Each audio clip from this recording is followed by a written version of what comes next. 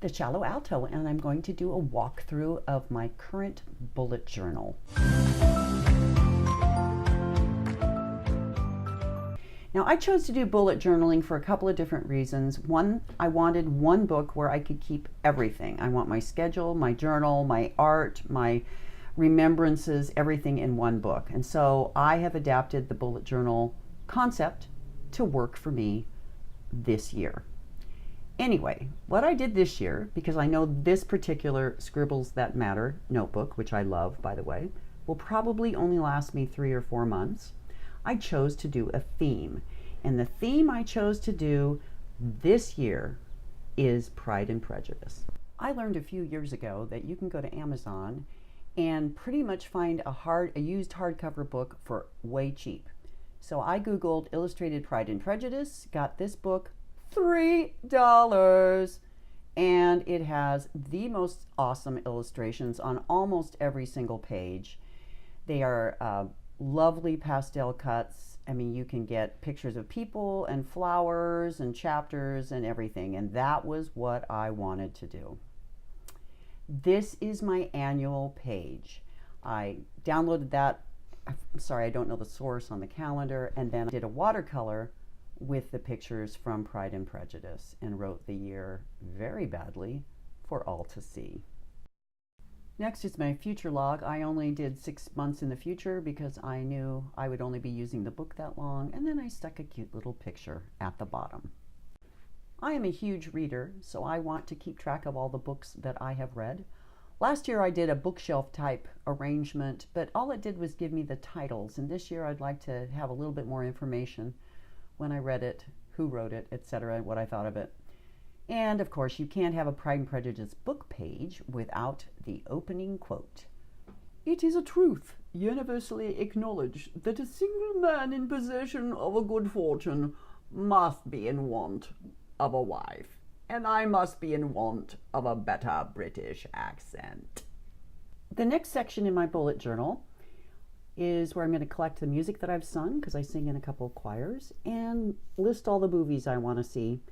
And of course, I stuck pictures on there because, duh, it's a Pride and Prejudice bullet journal. Okay, up next are more front pages of my journal.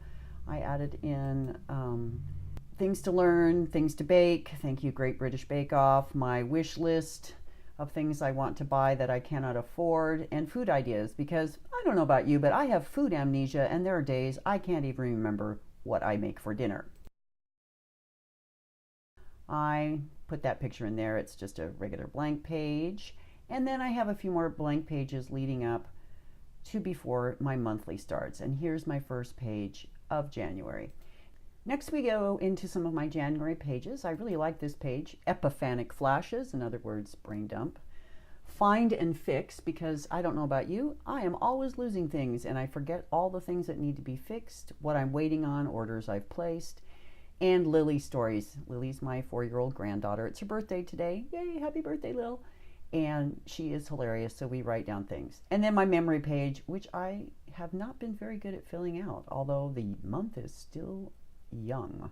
Then I have a set of pages that I'm still not quite sure about. On the left, in pencil, because I was not convinced, I have learning goals, writing goals, shallow alto goals. Shallow alto is the name of my YouTube channel, and miscellaneous goals. And I'm kind of hating this, so I'm changing it next time. The quote on the right is not safe for work, but basically it was my focus for this month. Unfuckwithable. When you're truly at peace and belong to yourself, nothing and no one can shift you from your foundation.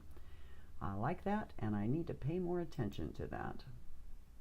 So this is my weekly layout for January. This year I'm switching it up and doing weeklies and dailies, and I will show you my dailies in just a minute. But in the weekly, obviously I have my days of the week with things I need to remember to do, and then on the bottom half of the page, I just have boxes where I make notes for various things.